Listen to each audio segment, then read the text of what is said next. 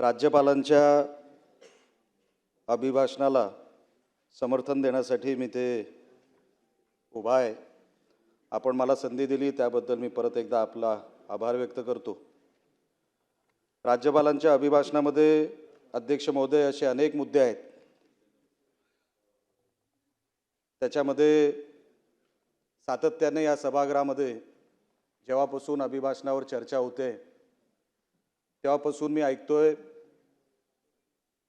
अनेक करार जे काही झाले त्याच्यामध्ये उल्लेख डावोसचा झाला। काही त्या बाकांवर काही म्हणजे एका सदस्यांनी ते डावोस म्हणत होते की डिवोर्स म्हणत होते मला काही लक्षात आलेलं नाही, पण डावोसवर आणि त्या एमओयू मध्ये झालेल्या त्या सगळ्या ॲग्रीमेंटमध्ये अनेक ॲग्रीमेंट या त्याचा उल्लेख या अभिभाषणामध्ये आहे। इंडियन मॅरिटाईम वीकमध्ये जे 2025 मध्ये झालं त्याच्यामध्ये 56,000 करोडचे एमओयू साईन झालेले आहेत। मी सगळ्याच एमओयूचा उल्लेख करणार नाही, त्याच्यामध्ये MIDC खातं पण आहे। खरं तर राज्यपालांचं अभिभाषण हे पुढची दिशा देत असतं, तसंच बजेट पण असतं। जे डायरेक्ट आपलं सरकार कुठल्या डायरेक्शनने जाणार ते डायरेक्शन देण्याचं काम राज्यपालांचं अभिभाषण करत असतं।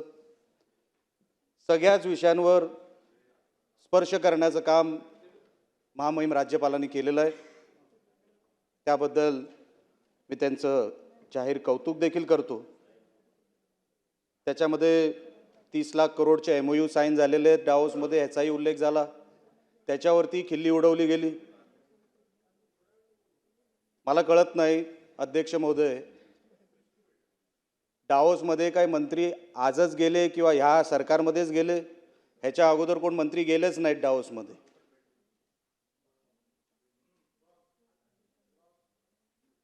नाही काय हरकत नाही, ह्याच्या अगोदर काय कोण मंत्री गेलेच नाहीत डावोसमध्ये। आणि जेव्हा ते मंत्री गेले तेव्हा कुठले करारच झाले नाही आहे का? त्या करारांचा उल्लेखच झाला नाही आहे का कुठल्या मिनिट्समध्ये? पण आपण बोलायचं म्हणून बोलतो आणि ऐकायचं म्हणून या सभागृहात आमच्यासारखे नवीन सदस्य ऐकतायत, पण ठीक आहे। त्याच्यामध्ये FDIचा उल्लेख झाला। देशामध्ये महाराष्ट्र हा 1 नंबरचा राज्य FDI जमवण्यामध्ये त्याचा उल्लेख आता ह्याच्यामध्ये झालेला आहे राज्यपालांच्या अभिभाषणामध्ये। अध्यक्ष महोदय, हे सगळे मुद्दे जे अभिभाषणामध्ये बोलले गेले ते खरोखरच महाराष्ट्राला एका योग्य दिशेने घेऊन जाण्याचं काम करतील हे माझ्यासारख्या सदस्याच्या मनामध्ये आता शंका राहिलेली नाही। पण मी काही स्पेसिफिक मुद्द्यांवर बोलणार आहे ज्याचा उल्लेख महामहिम राज्यपालांच्या अभिभाषणामध्ये देखील आहे। महामहिम राज्यपालांच्या अभिभाषणामध्ये अध्यक्ष महोदय उल्लेख आहे तो 4,478 कोटीच्या मेजर रोड इम्प्रूव्हमेंट कामांचा। आता हे 4,478 करोड रुपये हे कुठे इम्प्लिमेंट होणार आहेत, कुठे त्याचा वापर होणार आहे, त्याचा कुठेही उल्लेख या अभिभाषणाच्या त्या ह्याच्यामध्ये नाही आहे मसुद्यामध्ये। आमचा मुंबई गोवा महामार्ग साहेब अनेक वर्ष हा रखडला गेलेला आहे। सिंधुदुर्ग जिल्ह्यातला महामार्ग किंवा तिकडचा जो सेक्शन आहे तो पूर्ण झालेला आहे। रत्नागिरी आणि काही प्रमाणामध्ये रायगड एवढाच महामार्ग आता शिल्लक आहे। मला असं वाटतं निकम साहेब 100 किलोमीटरच्या आत महामार्गाचं काम आता राहिलं असेल, ते कधी पूर्ण होणार, त्याच्यासाठी हा पैसा वापरला जाईल का? कारण का 4,478 करोड रुपये त्याच्यामध्ये आम्हाला 800,000 करोड रुपये जरी दिले तरी निकम साहेब आपला हा महामार्गाचा प्रश्न मार्गी लागू शकतो। सिंधुदुर्गाचं काम पूर्ण झालेलं आहे, रत्नागिरी आणि काही प्रमाणामध्ये रायगडचं राहिलेलं आहे। तर जर मुंबई गोवा महामार्गाचं काम महामहिम राज्यपाल जसं म्हणतायत त्यांच्या मनोगतामध्ये ज्याचा उल्लेख झालेला आहे त्या 4,478 कोटीमध्ये मेजर रोड इम्प्रूव्हमेंटमध्ये जर हे घेतलं तर आमचं मुंबई गोवा महामार्ग 100% पूर्ण होईल आणि आमच्या कोकणवासियांवर फार मोठे उपकार होतील या सरकारचे। अनेक वर्ष तो रस्ता रखडलेला आहे अध्यक्ष महोदय, कोण उत्तर द्यायला तयार नाही। आता तरी सरकारने त्याच्यावरती उत्तर द्यावं आणि मुंबई गोवा महामार्ग ह्या 4,478 कोटीमध्ये आम्हाला ते मिळणार का, एवढं फक्त सरकारने या निमित्ताने आम्हाला सांगावं. दुसरा विषय आमचा साहेब अतिशय महत्त्वाचा, काजू उत्पादक हे मिनिमम सपोर्ट प्राईसच्या चौकटीत पडत नाही. काजू उत्पादक जे आहेत ते जेव्हा लागवड करतात, शेती करतात, त्यांना कोणाचाही आधार नाही. अनेक शिकलेली मुलं, माझ्या मतदारसंघाचा उल्लेख जर केला, अनेक शिकलेली मुलं मुंबईमधल्या नोकऱ्या सोडून तिथे काजू लागवड करण्यासाठी आपल्या गावाकडे गेलेले आहेत. अध्यक्ष महोदय, आज परिस्थिती त्यांच्यावर काय झाली आहे. मिनिमम सपोर्ट प्राईसच्या चौकटीमध्ये आपला काजू पडत नाही किंवा नारळ नाही. काजू लागवड आणि नारळ, खास करून काजू. आता ह्याच्यामध्ये झालं आहे काय साहेब, गोवा गव्हर्नमेंटने 6 फेब्रुवारी 2025 रोजी एक GR काढला. बाजूला महाराष्ट्र, आमच्या जिल्ह्याला लागून गोवा राज्य आहे, तिथे अशोर्ड प्राईज म्हणून, मिनिमम सपोर्ट प्राईज नाही, अशोर्ड प्राईज म्हणून साहेब तिथे 170 रुपये रॉ काजूला देण्याचं मंजूर केलेलं आहे पर केजी.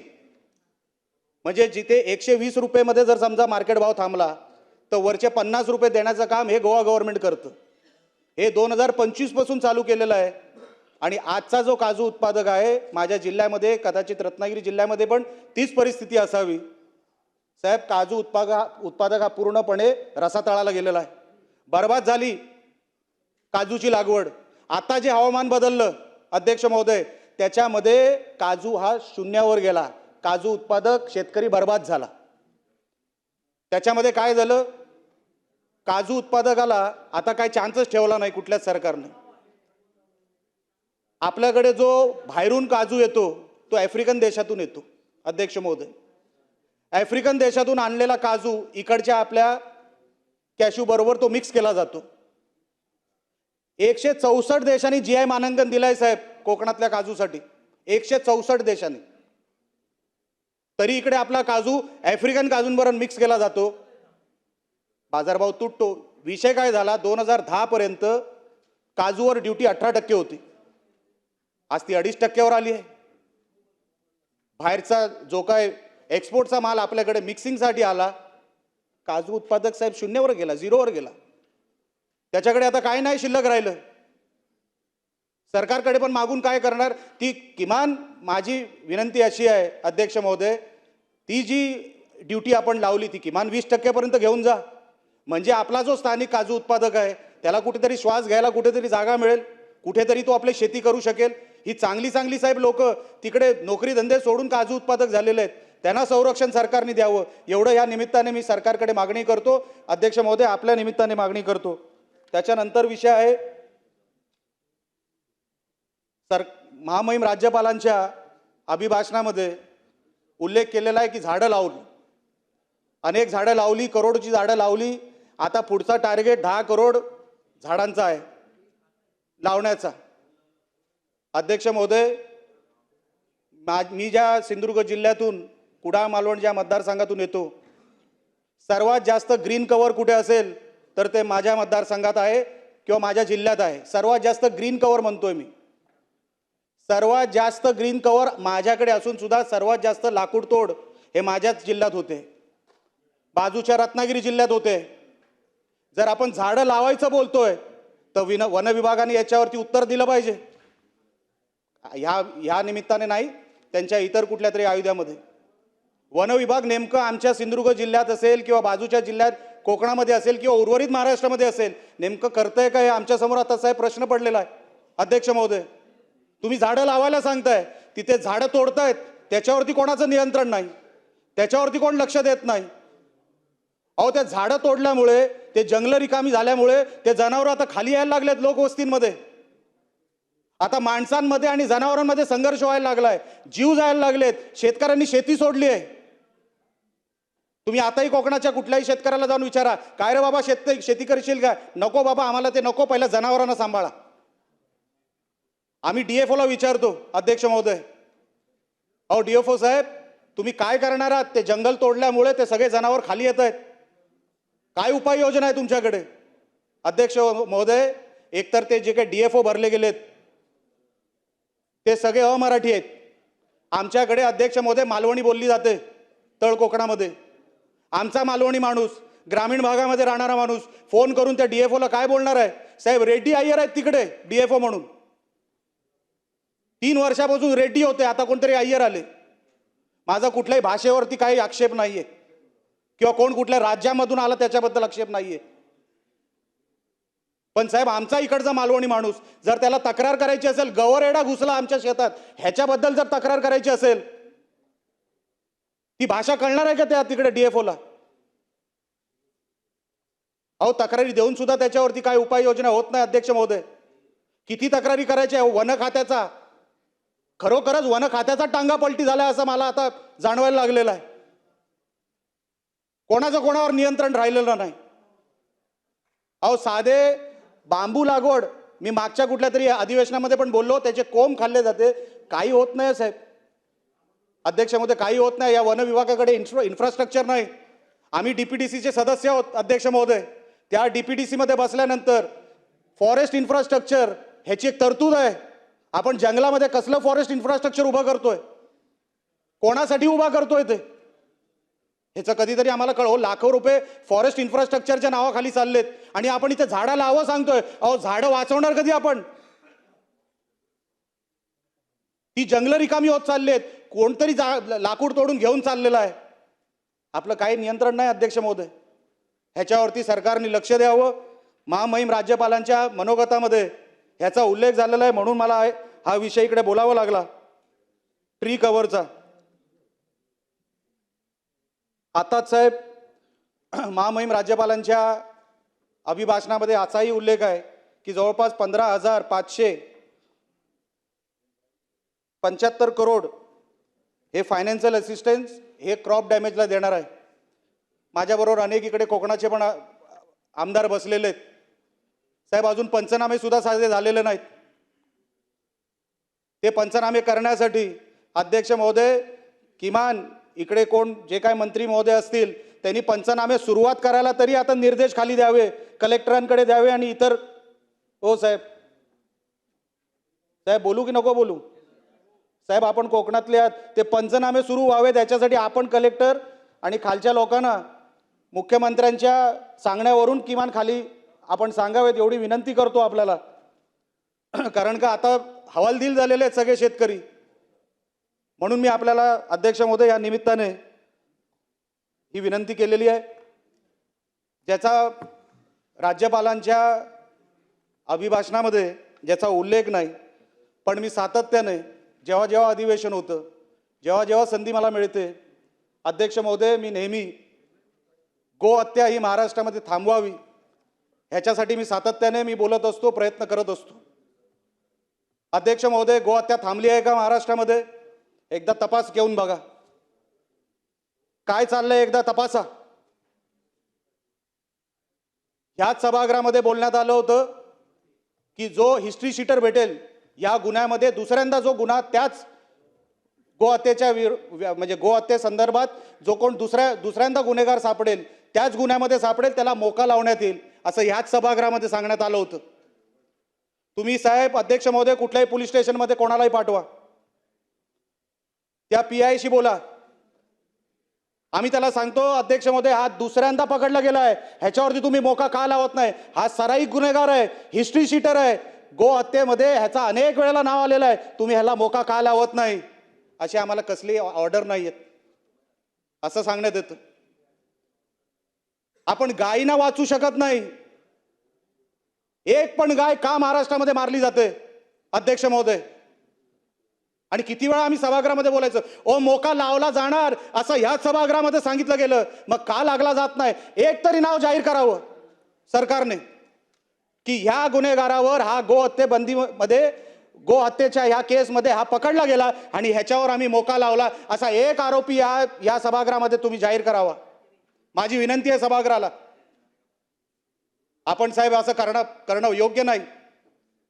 हे सगळे गोरक्षक, हे जे आपली जीवाची बाजी लावून जे रस्त्यावर उभे असतात त्यांच्यावरती खटले काढले जातात, त्यांच्यावरती खटले आणले जातात आणि ते केसेसमध्ये अडकले जातात. साहेब माझी विनंती आहे सरकारला. अध्यक्ष महोदय, ह्याच्यावरती मोका तुम्ही लावला, पण ते खाली पोलीस स्टेशनला माहीत नाही, ACP DCPला माहीत नाही. अहो इथे एक गोळी मारली जाते कोणाच्या तरी बिल्डिंगवर, त्या रोहित शेट्टीच्या त्या इमारतीवर बिल्डिंगवर गोळी मारली गेली, त्याचं प्रोटेक्शन बघा साहेब किती आहे. तुम्ही JVPDच्या त्या रस्त्याने जा, त्या रोहित शेट्टीच्या बिल्डिंगवर गोळी मारली गेली आणि रस्ता जाम होतो संध्याकाळी, इतके बॅरिकेड लावून ठेवले तिकडे.